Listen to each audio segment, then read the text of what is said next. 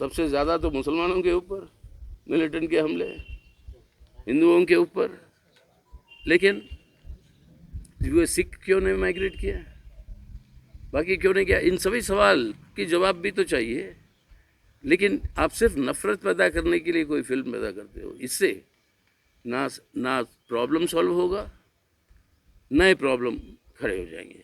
अब यही आपके सुपरिटेंडेंट ऑफ पुलिस श्रीनगर का दिसंबर में, पिछले दिसंबर में एक आरटीआई का जवाब देते हुए वो आंकड़े देता है, उसकी ऑफिस मतलब फॉर्मली वो आंकड़े देता है कि 1990 से जब मिलिटेंसी बढ़ रही थी, 89 कश्मीरी पंडितों की डेथ हुई और 1635 जो बाकी फेथ्स के साथ जुड़े हुए हैं उन लोगों की डेथ हुई।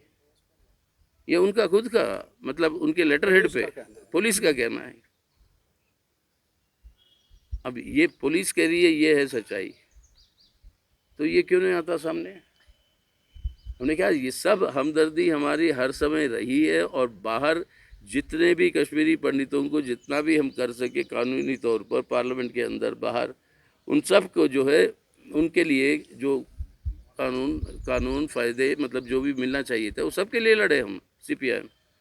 लेकिन ये नफ़रत और हिंसा के आधार पर जो आज राजनीति चल रही है उसे बिना रोके आज ये मुल्क नहीं बच पाएगा, और उसके लिए इस कॉन्स्टिट्यूशन को बचाना ज़रूरी है। और कॉन्स्टिट्यूशन के संस्थाओं यानी पार्लियामेंट से लेकर आज ये बात मतलब अब आपकी भी हमारी मदद चाहिए कि लोगों तक पहुंचाए कि इंडियन कॉन्स्टिट्यूशन जो शुरू होता है वी द पीपल, मतलब क्या है?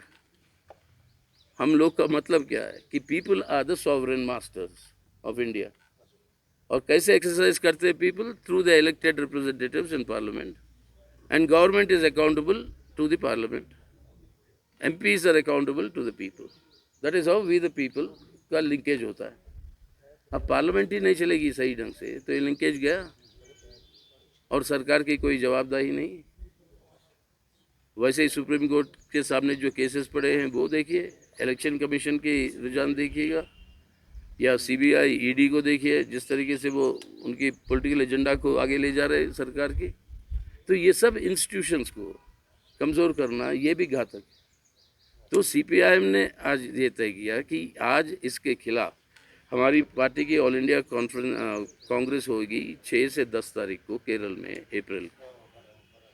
उसकी भी इसी की तैयारी में हर स्टेट में ये कॉन्फ्रेंस हो रही है, जो सिलसिला कल यहाँ पे जम्मू एंड कश्मीर की कॉन्फ्रेंस हुई।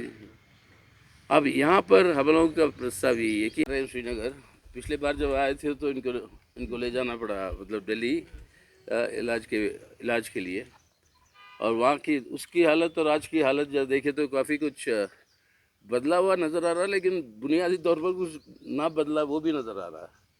कि इन हालातों में आज के अफसोस की बात यह है कि हमारी जो पिटीशन है सुप्रीम कोर्ट में, इसकी कॉन्स्टिट्यूशनल वैलिडिटी जो 370 की एब्रिगेशन और 35A की एब्रिगेशन की, उसकी कॉन्स्टिट्यूशनल वैलिडिटी को चैलेंज करते हुए आज तक उसकी सुनवाई शुरू नहीं हुई। और जितनी देर लगेगी इसको सुनने में सुप्रीम कोर्ट को, उतना समय मिल रहा है सरकार को इसको डिफैक्टो लागू करने के लिए। और उसी के चलते हुए ये लैंड के लॉज हो आपके, डिलिमिटेशन हो आपके, ये सब सिलसिला चल रहा है। और ये हम समझते हैं कि जब तक वो बुनियादी सवाल तय नहीं होता कि कॉन्स्टिट्यूशनली वैलिड है या इनवैलिड है ये आर्टिकल 370 की एब्रिगेशन और 35A की, तब तक एटलीस्ट इन कामों के ऊपर अंकुश तो लगानी चाहिए। लेकिन ये सब करने का मतलब है एक फेट एकम्पली दे रहे हो, और उसके बाद सुनवाई भी होगी, और अगर कहेंगे कि गलती भी है, गलत है वो, तब भी जितने काम अब हो चुके हैं उसको वापस करना मुश्किल हो जाएगी। तो इसलिए आग्रह है कि जल्द से जल्द इसको जो है सुनवाई करें। और कल अब हमारी स्टेट कॉन्फ्रेंस के अंदर हमने यही आश्वासन दिया जो हमारी कमिटमेंट है CPIM की, आज की बात नहीं, मतलब ज़माने से, आपके शेख अब्दुल्ला साहब के ज़माने से, जब से उनके साथ वो बातचीत के दौरान ये सब जो जुड़ाव जो हुआ जम्मू एंड कश्मीर की के स्टेट का इंडिया के साथ, उस समय से लेकर आज तक हम यही मानकर चलते हैं और ये मानते हैं, मतलब ये बुनियादी हमारी आप अंडरस्टैंडिंग है, मतलब ये हमारी समझ है कि ये जो कश्मीर, जम्मू एंड कश्मीर हमारी देश का हिस्सा है, लेकिन जिस आधार पर उनको जो है जोड़ा गया देश के साथ, वो एश्योरेंसेस और वो प्रोमिसेस का पूरे की पूरी 100% इम्प्लीमेंटेशन होनी चाहिए। सबसे आगे क्रिटिक हम थे जब इसकी इम्प्लीमेंटेशन नहीं हो रही थी, जब पुरानी कांग्रेस की सरकारें भी थे, और उसके चलते हुए हमने कहा कि इसके वजह से आप ये जो डिसकंटेंट और एलिनेशन जो पैदा कर रहे हो, ये हमारे मुल्क के हित में नहीं है। ये जिहाद की बात या कभी आगे आपकी ड्रेस कोड की बात, हिजाब का मसला, यानी सब सवाल जो उठाते हैं जज्बात की, जहाँ पर फूट डालना है अपने मुल्क के लोगों के बीच में, यही फूट डालते डालते यहाँ तक कि कश्मीरी फाइल्स के बारे में जो आज सूरत हाल मतलब पैदा हुई है, उसके चलते हुए पूरी एडिटर्स गिल्ड, आपके मीडिया के एडिटर्स गिल्ड के सबसे प्रमुख, most important editors national daily के, वो जॉइंट स्टेटमेंट देके इसके ऊपर कंसर्न जताया कि इस तरीके से पोलराइजेशन जो आप कर रहे हो ये खतरनाक है। देश की आवाम के बीच में ये जो पोलराइजेशन जो करवा रहे हो, इससे जो है ना देश की एकता अखंडता, ना अपनी प्रोग्रेस जो है वो संभव है। अब कश्मीर फाइल्स का ही ले ले, अब बता दें, अब वो कहते हैं कि अगर चाहे तो आप फिल्म बना लो, प्रधानमंत्री ने खुद कहा आप दूसरा फिल्म बना लो। अरे बना था एक आपके गोधरा और गुजरात के पूरे राइट्स के ऊपर, याद होगा, परजानी आकर के, उसको दिखाने दिया आपने? फिल्म बना तो लेंगे लेकिन दिखाने दोगे आप, या वही दिखाते हो जो आप चाहते हो, आपकी एक तरफा प्रचार। अरे मिलिटेंसी के साथ लड़ने में ये आज देते हैं कट ऑफ डेट 1990 से लेकर 1990 से पहले 1989 में इनके ऊपर हमले हुए हैं, अपने तारिक अमीन साहब के ऊपर, हमारे पार्टी के कई सारे मतलब कार्यकर्ताओं पे हमले होते हैं हमारे ऊपर। जब भी हम आए, मतलब उन ज़माने में जब आए तो कहते ये सब काफिरों की पार्टी है वगैरह वगैरह, और पूरा का पूरा प्रचार, और ये हमारे ऊपर चल जाता है। अरे मिलिटेंसी लड़ने के लिए हम भुगत चुके हैं, लड़ते हैं और लड़ेंगे भी। ये ना सिर्फ कश्मीर में, ना सिर्फ JNK में, हम लड़े हैं पंजाब में, जब 200 से ज़्यादा हमारे कॉमरेडों की जाने गई वहाँ की, जो मतलब एक्सट्रीमिस्ट की जो लड़ाई थी खालिस्तानी की उस समय असम के अंदर।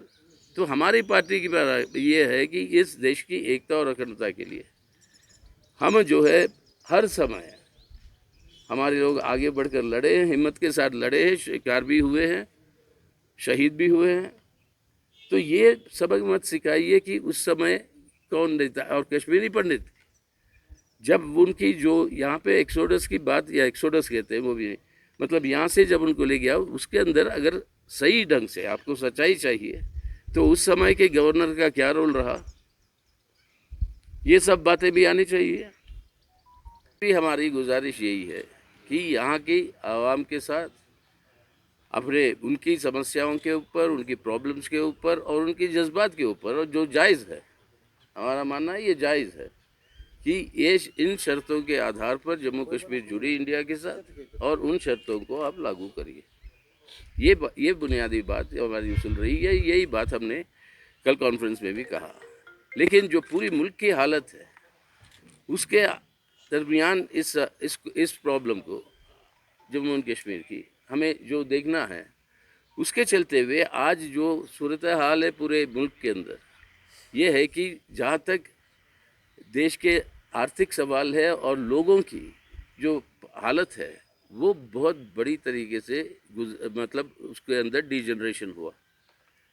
आज बेरोज़गारी शायद इतिहास में मतलब सबसे ज़्यादा, 50% से ज़्यादा हमारे नौजवान नौकरी खोजना ही बंद कर दी, क्योंकि कहता मिलना नहीं है, बेकार में इसमें क्यों फंसे। वो जो है, अब ये नौजवान जो है हमारा डेमोग्राफिक डिविडेंड है, और ये नौजवान को अगर हम जो है उनको एजुकेशन देंगे, हेल्थ देंगे और नौकरियां देंगे, तब ये अपने आप में एक नया देश जो है खड़ा करेगा, और किसी की ज़रूरत नहीं है। ये व्यवस्था तो करो ना, इसका उल्टा। आज जो इकोनॉमिक हमले जो हो रहे हैं लोगों के ऊपर, बेरोज़गारी, गरीबी, भूखमरी, दुनिया के कितने भी इंडेक्स देखिए आप, उसके अंदर देखते हैं कि हिंदुस्तान का मतलब सिचुएशन जो है बहुत ही तेज़ी के साथ डिक्लाइन होते जा रहा है। Global hunger index, global freedom index, press freedom index, जितने भी इंडिसेस ले लो आप, और यहाँ तक कि कह दिया गया आज we are an electoral autocracy. We are not a democracy but we are an electoral autocracy.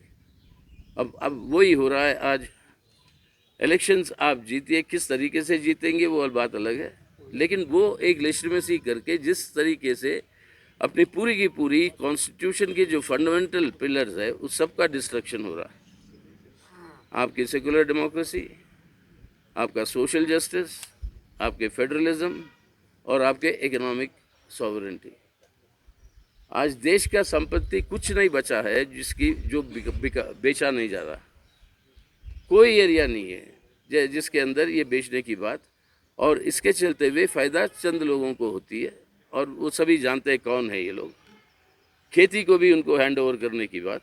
इसके अंदर गरीबी, भूखमरी, बेरोज़गारी, और इसके ऊपर आती है महंगाई। अब देखिए पेट्रोल के दाम, जब तक ये इलेक्शंस नहीं हुए उसके ऊपर अंकुश लगाया गया।